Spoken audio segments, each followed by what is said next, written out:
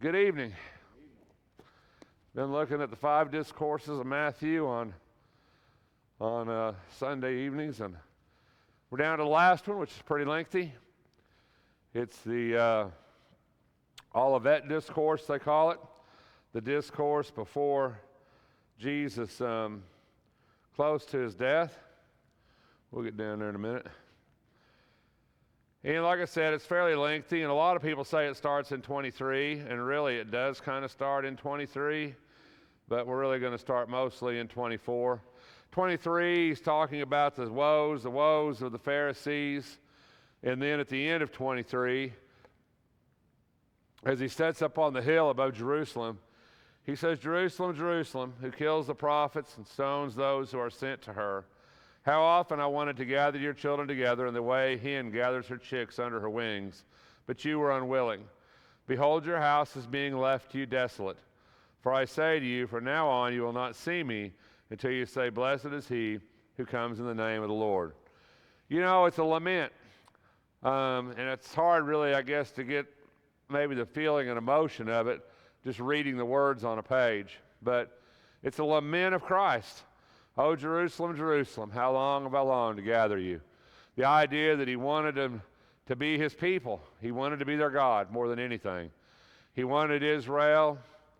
He wanted Jerusalem to be that center, that temple. He wanted Israel to be the people of God. And yet, over and over and over, they rejected him, didn't they? Over and over and over, they said, "We're not going to do it. We're not going to follow you. We're not going to be who you want us to be." Jesus said, he said, "You've killed the prophet and you've stoned those who are sent to her." In other words, you wouldn't listen, would you, to whatever was brought up? You wouldn't listen. And eventually God is going to turn his face against Jerusalem, and it's going to happen now, right? And he's going to seek the people of promise, which is kind of what we've been talking about a little bit on Wednesday nights. You know, the idea here is that he brings into this idea, and they're up on top, this is why they call it the Olivet Discourse, because he's on top of the Mount of Olives.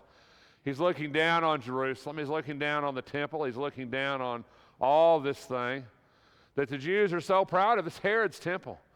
You know, Herod's temple was a magnificent thing, right? Solomon's temple was magnificent.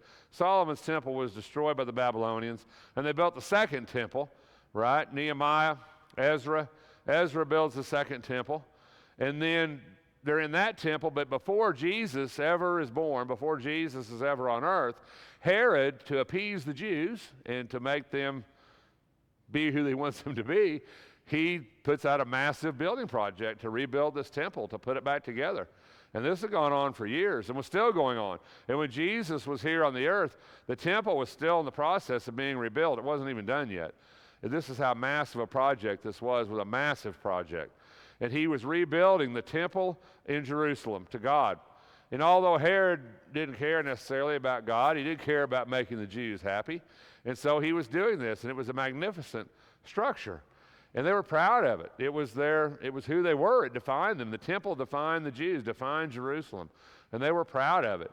And Jesus goes up and looks down on that. But then Jesus, as he gets into 24, he makes a statement. And he says, and he looks at the temple buildings, right? And they're up above Jerusalem, and down below him are these buildings, these temple buildings. And Jesus says, "Do you see these things?" Not talking about end of the world, not about the end time. Says, "You see these things? You see this temple? You see Jerusalem? You see all these things that you're so proud of?" And he said, "Not one stone will be left upon another which will not be torn down." So Jesus makes this prophetic statement. He just come off this lament. Your house will be left to you desolate. And then he says, there's not one stone here left upon another that will not be torn down. And today, as we know, there is no temple. It's the Dome of the Rock, the Muslim mosque that's on the Temple Mount. And the Jews at the Wailing Wall, that's not the temple. It's just a retaining wall that was built to hold back the dirt for the temple. The temple was destroyed. The Romans, the Romans came in and they tore it down. And because when it melted, when it burned, the gold and the silver melted down between these stones with no mortar, because the temple was built with stones with no mortar. And the soldiers and the people that were ransacking the city, they pried the stones apart to get to the gold, the precious stuff in the middle of them. And what Jesus said became truth. Not one stone would be left upon another. This wouldn't happen until 71 A.D., and we're probably at about 33 A.D. here. The temple's not going to be done until in the 40s A.D. So the temple's going to be completed. Then in 71 A.D., the Romans are going to come in, and they're going to tear down this temple, and not one stone will be left upon another. And then his disciples looked to him, and they said, "Tell us, when will these things happen?" There's actually three different questions here. When will these things happen? What? The destruction of the temple in Jerusalem. Not one stone will be left upon another. Isn't that what we're talking about? When will these things happen? What will be the sign of your coming? Which is a really interesting question, since he hadn't left yet. And the end of the age. So there's three questions. Now I want to think in their mind, they thought this was all one event. It was going to be one thing. All these things were going to happen. It wasn't three questions to them. This was one time, one point, fixed point in history. But of course, Jesus understood that's not how this was going to happen. And so Jesus goes into this Olivet discourse where he's talking to his apostles, to those closest to him, and he starts to explain to them exactly how this is going to all take place. Now, I'm not going to put all of Matthew 24 up here. I'm going to focus on a few passages because I could preach to you till morning probably on Matthew 24. You don't want me to do that. And I've been preaching like nonstop for 8 days, so I don't know that I got a till morning sermon in me. So you can read the discourse for yourself. But I wanted to bring down to 24:14 through 15. Now, at this particular point here, we're still talking about this temple destruction. I'm going to explain to you why we know that here in a minute.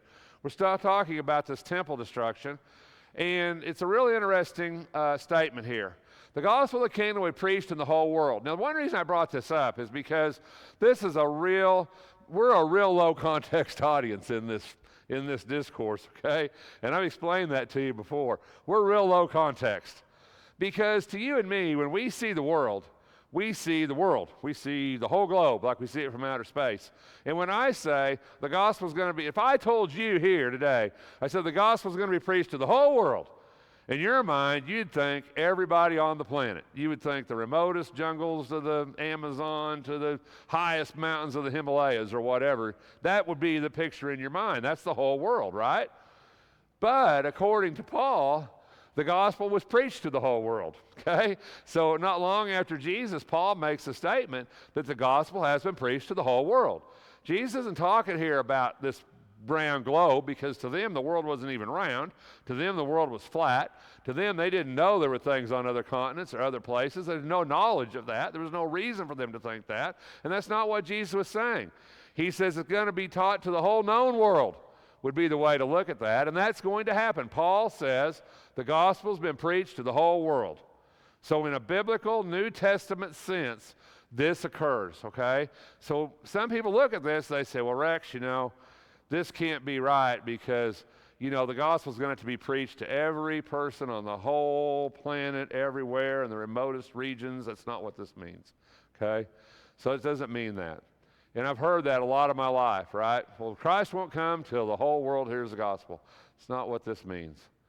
And he says, and then the end will come. So one thing we know is going to happen, right? The gospel is going to be preached. The end of what? What are we talking about here? Destruction of the temple. Not talking about the end, not about the end. We're talking about the destruction of the temple, right? That's what we're talking about. Well, because we haven't shifted. I'll show you when we shift. Stay with me. I'll show you when we shift gears. So we haven't shifted. But then he makes another statement. He says, when you see the abomination of desolation, which is spoken of through Daniel the prophet, and look at the parenthetical statement. Let the reader understand. Like I said, we're low context on this. And if you've ever studied the book of Daniel, okay, he's probably shaking his head. If you've ever studied the book of Daniel, you're going to know that Daniel's a real deal, right? So what's the abomination of desolation? What is that? Well, we've argued about this. We've talked about it, and we've discussed it in theological circles forever. And there's all kinds of theories, okay? Some people think it was Epiphanies, when they sacrificed pigs on the altar between the testaments, before Jesus ever came. Some people think it hasn't happened yet. Some people think that if you're a premillennialist, you think this hasn't occurred. The temple's going to have to be rebuilt, and the abomination that causes desolation is going to have to be in the holy. It's got to be in the holy place, right? But I'm going to tell you, we're still talking about the destruction of Jerusalem. Let's not lose sight of what we're talking about. And the abomination that causes desolation, in my opinion, is the standard of Rome. It's the eagle. The standard of Rome was the eagle. It was on a spear. If you ever studied Rome, that was the standard. It was the abomination that causes desolation. Why does that fit with this passage? Because if you continue to read down through Matthew 24, after verse 15, one thing you're going to see here is that he tells them, he said, those who are in Judea must flee to the mountains. Whoever is on the housetop must not go down to get the things out that are in his house. Whoever is in the field must not turn back to get his cloak. Woe to those who are pregnant, those who are nursing babies in those days, but pray that your flight will not be in the winter on a Sabbath, because the gates were closed on the Sabbath. You couldn't get out of the city. This is a warning to Christians. And one thing that I can tell you historically is that very few Christians died in 71 AD in the destruction of Jerusalem because they got out. Because they knew exactly what this was. They knew they had to get out. You need to flee. You need to get out of town. If it was the end of the world, why would it matter?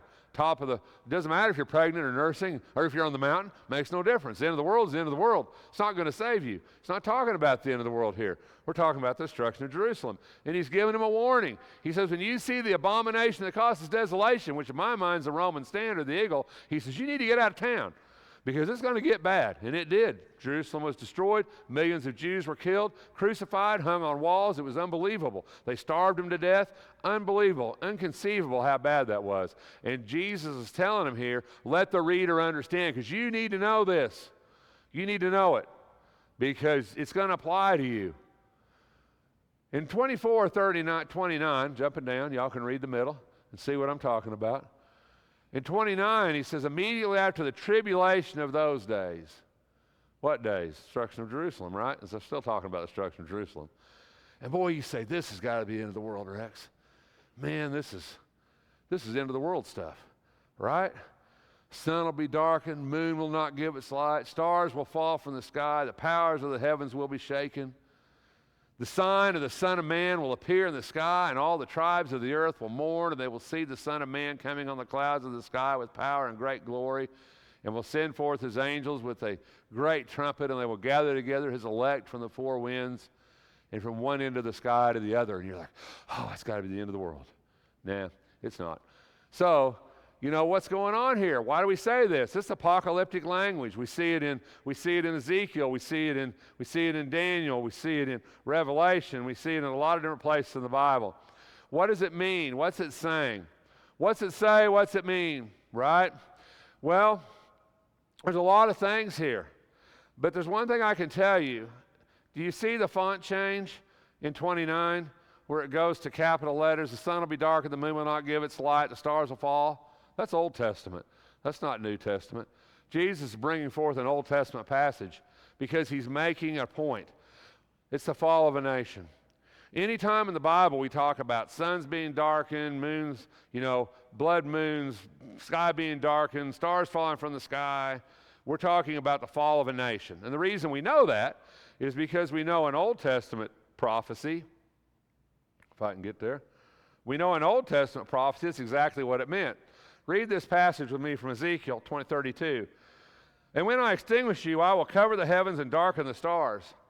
I will cover the sun with a cloud, and the moon will not give its light, and all the shining lights in the heavens I will darken over you, and will set darkness on your land, declares the Lord God.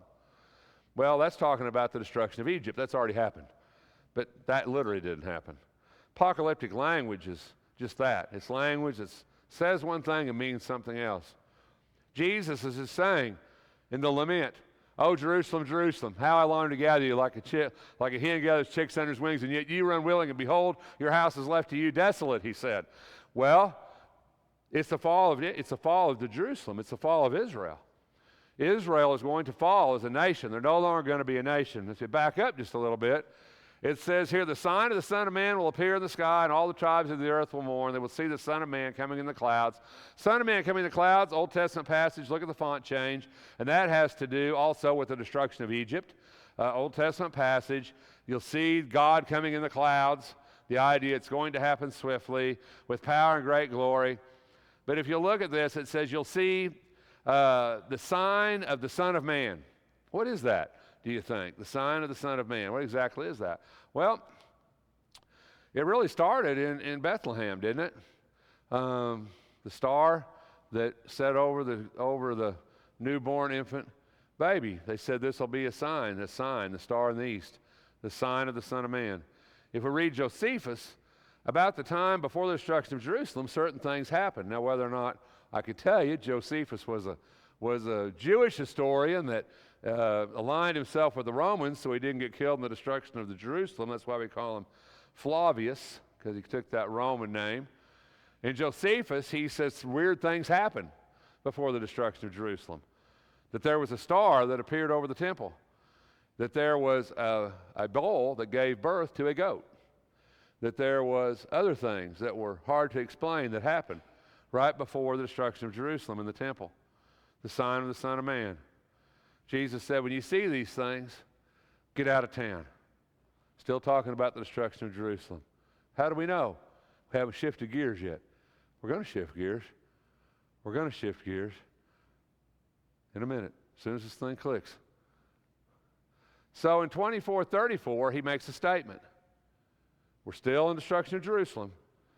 24:34, Jesus says, this generation will not pass away until all these things take place. So that's done. However you want to say that happened, however you want to say the stars fell from the sky and all that, that's done. Because Jesus plainly states, this generation will not pass away till all these things happen. But if we go a little further in the passage, now there's another question, right? What will be the sign of your coming and the end of the age, right? So, what will be a sign of these things? Destruction of Jerusalem. We just went through all that. You can read that. All this is going to happen before this generation passes, which is true. It's going to happen in 71 AD. We're at 33 AD. So in whatever that is, my math's kind of foggy this morning, 40 years, 38 years, this is all going to take place. Then we get to 36. But in 36, we have a word here, but. Jesus shifts gears in Matthew 24:36. But of that day and hour, what day and hour? We're not talking about the destruction of Jerusalem anymore. We shifted. Now we're talking about the end of the age. But of that day and hour, no one knows. Not even the angels of heaven, nor the Son, but the Father alone. For the coming of the Son of Man will be just like the days of Noah. How many people have told you in the last month that it's so bad the Lord's going to come again? Right? Things are so bad, Lord's going to come again. Can't be no worse. I've had that told me at least 4 times this week at funerals. Right? It's so bad, the Lord's going to come again. And you know what I told him? I said, there's a lot of good in the world too. Right? I said, in the days of Noah, God said there was none righteous. Didn't he? He said there was none righteous. And there's a lot of righteous people in our world. But on with the story. It'll be like the days of Noah. For as in those days before the flood, they were eating and drinking, marrying and giving in marriage until that day Noah entered the ark. And they did not understand until the flood came and took them all away. So will the coming of the Son of Man be. For there will be 2 men in the field, one will be taken and one will be left, and 2 women will be grinding at the mill. One will be taken and one will be left. So Jesus answers their questions. When will Jerusalem be destroyed? In this generation. All that stuff before 36. Destruction of Jerusalem. When will the end of the age? When will the Son of Man, coming of the Son of Man, when will the end of the age? I don't know. I don't know when. Of that day and hour, no one knows. Do you see that? No one knows. No one. Not even the angels. Not even Jesus, which seems odd to me since Jesus and God are one. We'll have to talk about that later. Not even Jesus. But only God knows. that hour. It's really a fascinating discourse and a fascinating passage, and it's one that when we look at it, often we read down to 36 and we think, oh boy, this is scary. What's this mean? And preachers get rich preaching all kinds of fantastic stories about this. But the truth is, let's take it for what it says. All this before 36, the destruction of Jerusalem, and it happened in that generation, not as some preachers say, in the age. That's how preachers say that today. They say it's not the generation, Rex, it's the age. It's still this age. That's not the Greek. It's this generation. It's gone. But in 36, he says, but the end of time, we do not know. What's it going to be like on the last day? Like any other day. Like any other day. We're going to get up. We're going to go to work. We're going to do whatever we do. And Jesus is going to come. You know, when Noah built that ark, nobody thought it'd rain, did they?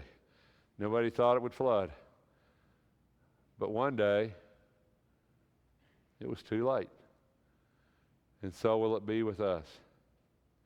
But I don't worry much about it because I'm getting old. I can say that. Harold, let me say that now. I'm getting old. And I know the end of this world for me will be the last day I breathe my last breath. And then I'll be with Jesus. So sometimes maybe we worry too much about this. The whole moral of this is not when. The whole moral of this is whether we're talking about Jerusalem being destroyed or the Lord coming again. The whole moral of this is be ready. I mean, that's what this is about. Be ready. Because you never know when your last breath will be. If we can help you in any way, won't you let it be known while we stand and sing.